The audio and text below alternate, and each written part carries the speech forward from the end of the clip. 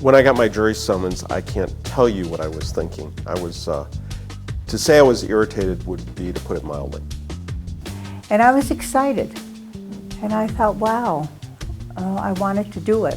When I finally got the summons, there was a little bit of humor because I felt that, oh, here it is, they got me. I thought, oh my goodness, I'm self-employed and I do pottery, and I thought it was going to interfere with my business. Entré para adentro, abrí la carta, fue la primera que abrí que me acuerdo. I went in, I opened that letter. It was the first one I opened, I remember that. Entonces cuando ya leí de qué se trataba, dije, pues es bueno, está muy bien porque era la primera vez. Then when I saw what it was about, I thought, well, that's good. That's really good because it was the first time. When I got my jury summons, in all honesty, I was very disappointed. I think it could be a scary thing when you first see that summons and you're not sure what to expect from it. I knew it was my civic duty to serve, but I also thought, how will I ever find the time to be gone? Congratulations and welcome to jury service in New Mexico. You are here because your name was drawn at random from one of several databases, including voter registration rolls. American citizens can show their patriotism in many ways: serving in the military, voting, and serving on a jury. As an American, you should understand that jury service is one of our most important rights, duties, and privileges. Yes, that's right. Jury service is a privilege. We are so fortunate to live in a country that values our opinions so much that it allows us to have a say in protecting the rights and the freedoms of our fellow citizens. This presentation is designed to give you a brief overview of what to expect as you begin your service. We want you to be as well informed and as comfortable as possible when you become part of the greatest judicial system in the world. The founders of our nation thought so highly of the jury system, they were willing to fight and, if necessary, to die to retain the right to jury trials for their new country. To understand why juries are such an important part of the American ideal, we must look back over 800 years to England. Here, through upheaval and trial and error, our jury system was born. In the early medieval times, criminal cases were commonly decided by different ordeals or trials, such as by fire or water, to see whether God condemned the accused person. Some of these trials were horrific. Defendants had to pluck stones out of boiling water or even molten lead. If you didn't get an infection from being burned, you were innocent. Or if you didn't drown after being weighted down by a rock or tossed in the water, you were clearly supported by divine intervention and judged to be without guilt.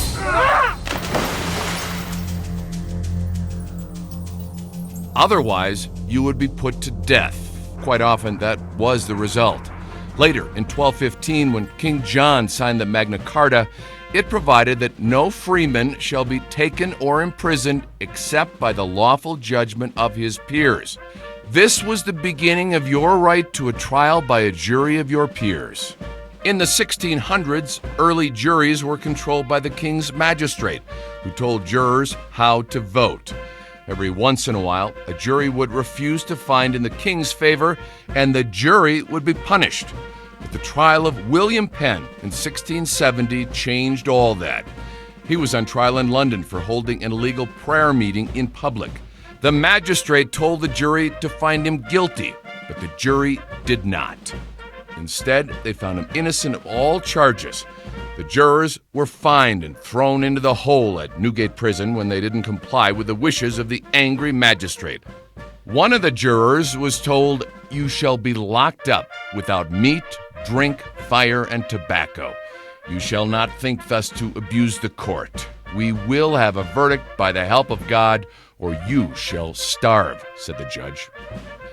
10 weeks later, the jurors were freed by the king's top appeals judge, Lord Chief Justice Vaughan, who declared the jury had acted correctly on the evidence presented to them, saying, "A juryman swears to what he can infer and conclude from the testimony of such witnesses by the act and force of his understanding."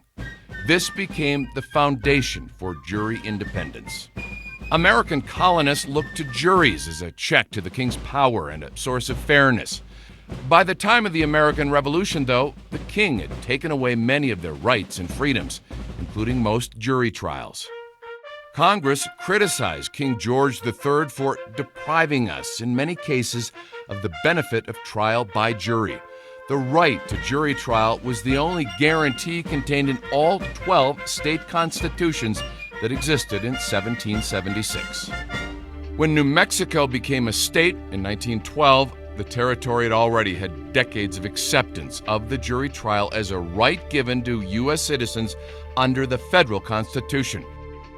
2 of the 10 sections of the Bill of Rights in the U.S. Constitution protect the right to a jury trial. Today, by appearing for jury service, you honor our freedom and become part of a long and noble tradition that helps define us as a free people. It means you are willing to protect others' right to a fair trial and to help decide important issues through your service as jurors. While the courtrooms you will see in New Mexico vary widely, there are many common aspects. First of all is the bench. That is the usually elevated seat occupied by the judge. In a trial, the judge is the impartial person in charge, and he or she decides if and when certain procedures can be used or what evidence can be presented to the jury. A judge has a role similar to a referee. He or she is not there to assist one side or the other, but to make sure the entire process is handled fairly. To either side of the judge will be clerks, sometimes court reporters, bailiffs, or other security personnel. The witness stand is generally nearby on one side or the other. The jury box will usually be located adjacent to the bench. There are tables in the courtroom for the attorneys and the parties they are representing. In civil cases, there will be a defendant and a plaintiff. In criminal cases, there will be a defendant and the state represented by the prosecutor. The seating in the back of the courtroom is for the public. Almost all courtroom proceedings are open to the public. New Mexico has 2 levels of trial courts: magistrate and metropolitan courts, and district courts. Metro and magistrate courts hear criminal matters called petty misdemeanors and misdemeanors. Drunk driving and domestic violence are some of the criminal offenses heard by these courts. In civil trials, the alleged damages cannot exceed limits set by the state legislature. These courts have 6-person juries with 1 or 2 alternate jurors. In district courts, the criminal charges heard can also include felonies. In civil trials at district court, the damages are generally not limited. District court usually has 12-person juries with 1 or 2 alternates. New Mexico is the first state in the country to allow non-English speaking persons to serve as jurors. If you do not speak or understand English, the court will provide an interpreter if possible. There will be no charge to you for this service. You are probably wondering how the jury is chosen. Before you came to court today, you filled out questionnaires. If you are called to a courtroom as a prospective juror, the attorneys will review your answers and will ask you some questions. Good morning, everybody. My name is Michael Harrison, and I'm the attorney for the defendant. And I need to ask, does anyone here know me personally? Or does anyone here know the defendant personally? If you do, please raise your hand so we can identify you. This part of the proceeding is called Voir dire, or jury selection. This procedure is an opportunity for the judge and lawyers to ask you questions about your background, life experiences, and opinions so that they may select a fair and impartial jury panel. There are no right or wrong answers to the questions. All the judge and attorneys want from you is an honest response so they can select the panel that will be fair to both sides. Your Honor, I have a scheduling conflict. Jury selection is also your opportunity to tell the judge and the attorneys if you have a conflict in schedules, hardships, or biases which would prevent you from being fair to one party or another. Please remember that the purpose of jury selection is to pick a fair and impartial jury and is not intended to pry into personal or sensitive issues you do not want to discuss in front of other potential jurors. If this happens, you can let the judge know out of the hearing of your fellow jurors, either at the bench or after jury selection when all the other jurors have left the courtroom. I was really surprised that I was selected. Because I am a pastor, it seemed like no one wanted me on the jury. And of course, I think you always hope that you're going to be able to do the right thing and make the right decision. I was interested in the process as sort of a civics lesson for me. I'd never been on a jury duty or even part of it, so it was interesting to see the process. When I was on the jury, I was the foreperson, basically. I got to tell everybody what to do, and they had to listen to me. But I also was a little apprehensive, thinking maybe I wouldn't understand enough about the law to do a good job. It scared me to death. La primera vez que me escogieron, The first time that they selected me, estaba poco nervioso. I was a little nervous. I wanted to experience it because I never had before. And it was quite an experience to sit through the whole thing. I might as well just give it a chance to see what this is all about. You know, it's always like they say, first for everything. When you serve as a juror on the first time, it's very informative in how the judicial system works. As a juror, you may be assigned to a civil or criminal trial. In a criminal trial, the state has charged the defendant with a crime. The jury decides if the defendant is guilty or not guilty of those charges. For example, you might hear a case of alleged drunk driving or assault or sale of drugs. In a civil trial, a person believes he or she has been injured and has suffered a loss. A civil trial might deal with a contract, a car accident, or a land dispute. Whether civil or criminal, the jury's job does not change. The jury decides the facts based on the testimony and evidence. When deciding what happened, the jury applies the burden of proof defined by the judge. Everyone has heard the term beyond a reasonable doubt in criminal trials. But what is that? A reasonable doubt is a doubt based upon reason and common sense, the kind of doubt that would make a reasonable person hesitate to act in the graver and more important affairs of life. It is not proof beyond all possible doubt. In a civil trial, the burden of proof is different. Generally, the party must prove the claim by the greater weight of evidence, something referred to as a preponderance of evidence. The jury decides whether the testimony and evidence show that something is more likely true than not. In certain types of civil cases, the burden of proof could be a higher standard called clear and convincing evidence. Once it is decided which cases are going to trial, there is often a lot of activity that goes on in the courtroom without the jury present. Your Honor, we move to strike this evidence. While you are waiting, the judge is making rulings on preliminary motions to determine the issues that you, the jury, will decide. Trials, whether they are criminal or civil, are usually conducted in the same manner. The procedure begins with opening statements. Ladies and gentlemen of the jury, the evidence will show that my client is innocent. This is the opportunity for both sides to tell you what they think the evidence will show, although these statements are not evidence. After opening statements, the plaintiff in a civil case or prosecution in a criminal case presents its case by calling witnesses to testify and or to present exhibits or evidence. Your Honor, we call Mrs. Eleanor Jones. The plaintiff or prosecutor will ask its witnesses questions. This is called direct examination.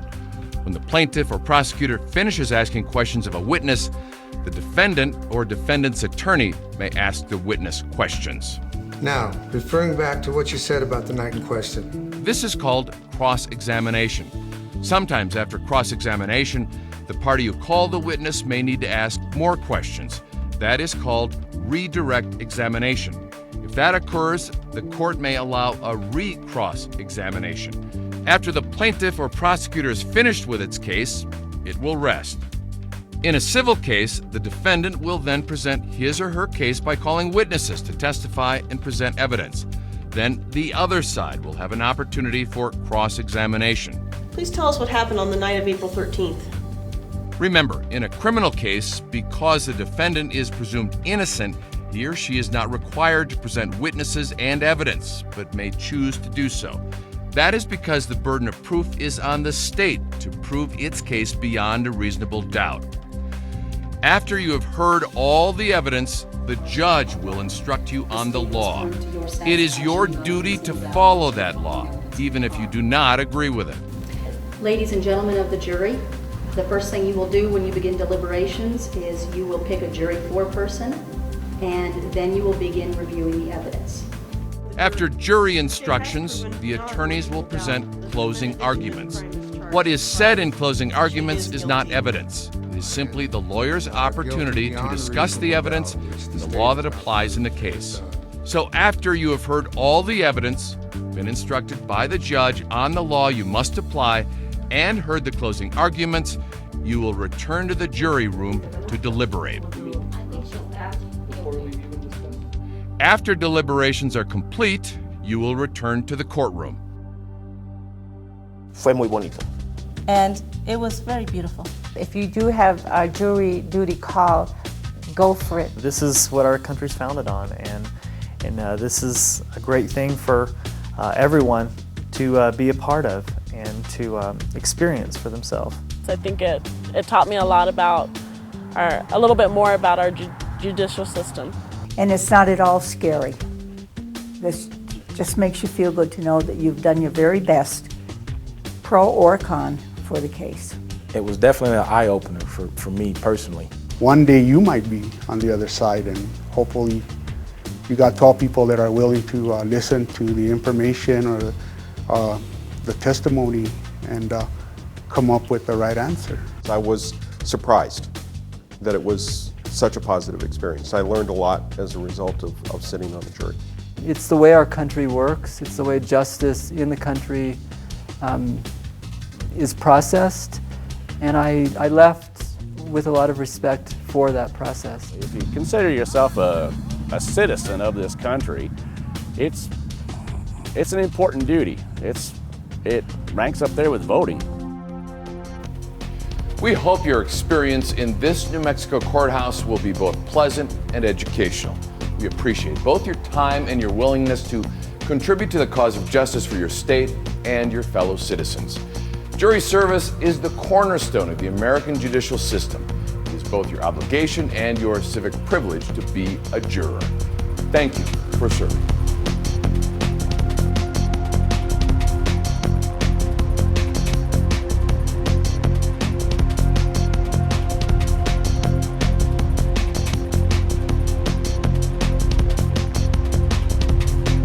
Everybody that live in the United States and out of it, everybody should be a part of this.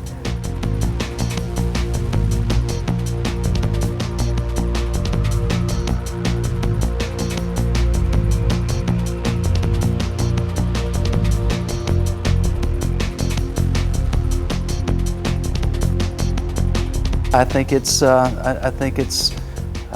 probably the best, a part of the best system in the world, and I'm certainly proud to have been asked and called to serve.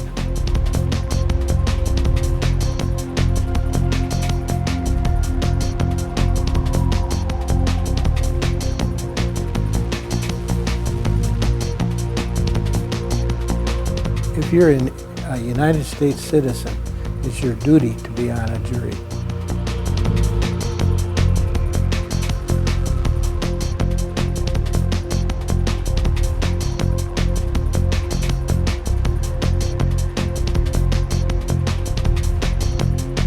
Yes, it is a good experience for young people.